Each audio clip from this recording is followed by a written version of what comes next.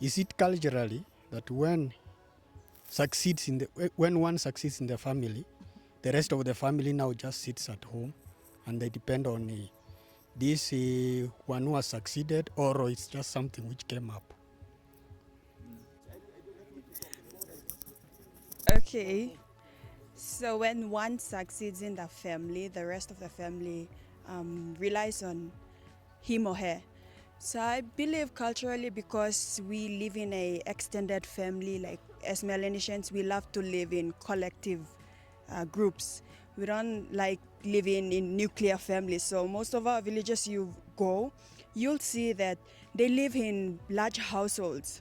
So when you attend a graduation, you'll see one person is graduating, but the whole community is coming for him, because that shows the pride of the community, and that shows that um, if if one person can go to that level, then maybe in the future some of our children too can go to that level. So I also come from a family where my dad is the only one who went to the university too, but he didn't like let his families rely on him.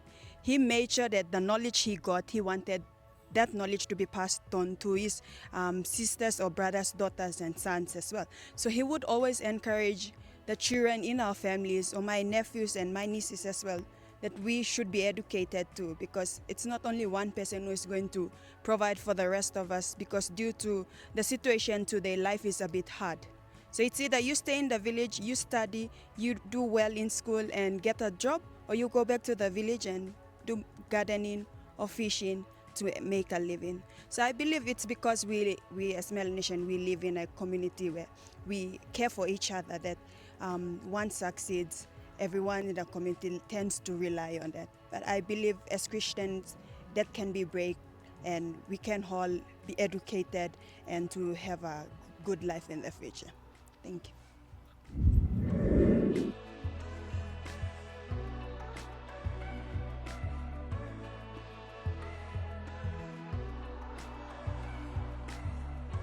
Well, I will affirm what Laura has said.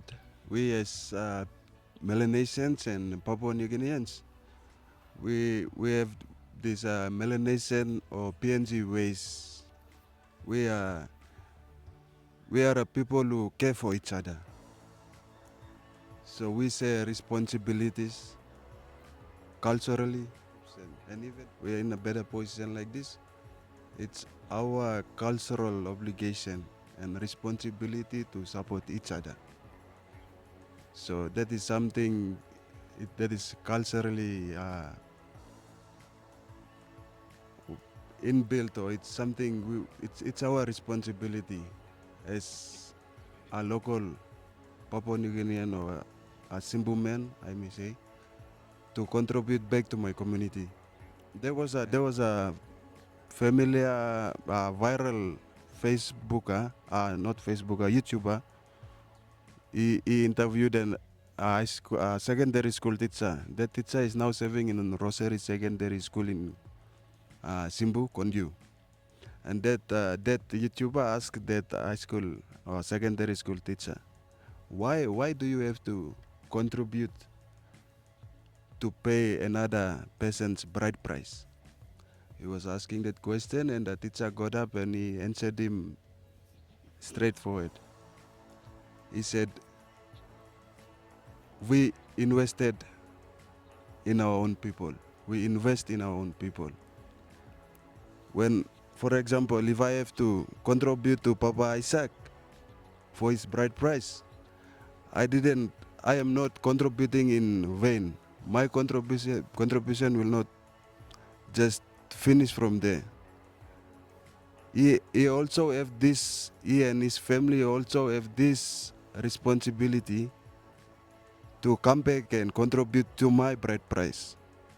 If when I want to pay for my bride price for my wife, so you see, it's kind of a thing where we give and take, and we support each other in our community. So regardless of any situation you are in, we are in, whether we are in a government sector, public, private sector, or whatever we do, it's our responsibility and obligation to support each other. So that is our PNG way, and that is our way. We never complain. We never complain. So This year you notice that social identity. Here is a communitarian culture. It's a community. That's why I mentioned the community is the value. It becomes a host of the ultimate concern, the life. Everything is community. Your worth is measured by what you contribute to the community. That is in social science, we call it social identity. I will talk more later on when we talk about the interculturality. The other one is reciprocity. Greg mentioned a while ago. I contribute to you. It is written in our hearts and minds. And it will be told to the next generations. If I contribute, they will later on, if I die, my children will carry on that story. And when your children, their children, when they get into some difficulties, they will be there to assist you.